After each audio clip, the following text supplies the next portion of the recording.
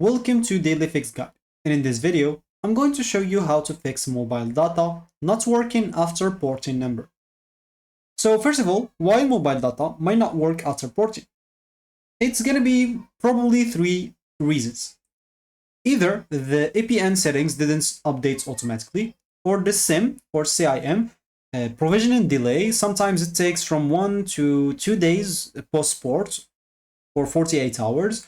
Or it might be, of course, a network profile conflict, especially if you're switching like carriers like the T-Mobiles and AT&T, Verizon, whatever it is. So how can you fix it?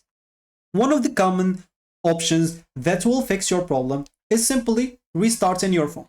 You can just go and keep clicking on the power button and just go to reboot whatever phone you have. It's simple, but sometimes all it needs after reporting is just a small restart in phone. Also, you can check the APN settings. It is a little bit manual and it's a little bit annoying, but it is needed. So you can go to your settings, and of course in the settings, you can go to the mobile network. So in settings, click on mobile network, and here's an example. You can just go and click on the access point names. Since for me, I do have two cards, so I'm just going to click on the card that I want, this one. And as we said, click on the access point names. Of course, in here, you will be able to either reset it if you want to, or add a new APN. You'll have to do it manually. So if you're using Verizon, you will need to go and click on add new. And of course, it should be like, I'm not going to add any at the moment. So cancel. For Verizon, it should be the VZ WINTERNET. So I'll type everything so you don't get confused. So in the name, as an example, you just go and click on that. So the APN example for Verizon, it should be VZ, then WINTERNET.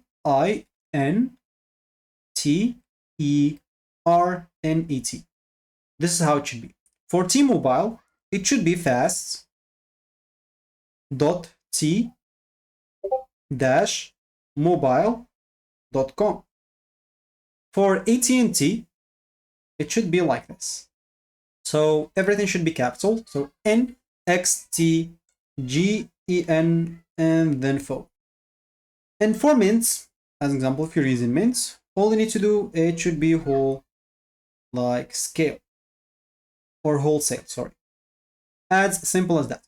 Normally, those things comes per default. So example for me, the MS of me, as you can see, it comes per default. And of course, you should put it in the APN, not in the name. I was just showing you the name by writing it, but you should put it on the APN. So for you, you can go and check. And if it's for you is blank or incorrect, manually enter your carrier official APN values. And you can find these on the carrier websites, or an example, go to any browser that you have and just go and type like the APN of your carrier and you will find it. If you don't want an example, just follow from this video. You can just go and copy it from their website. So also, what might work for you is removing and reinserting the SIM card. Power off your phone, take out and reinsert your SIM, and power on and check mobile data again.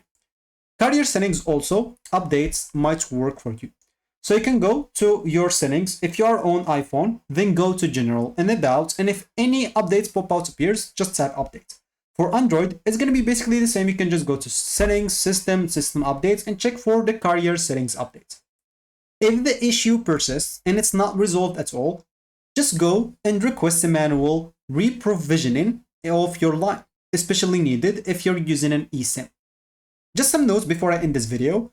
Data issues are normally for the first few hours after porting.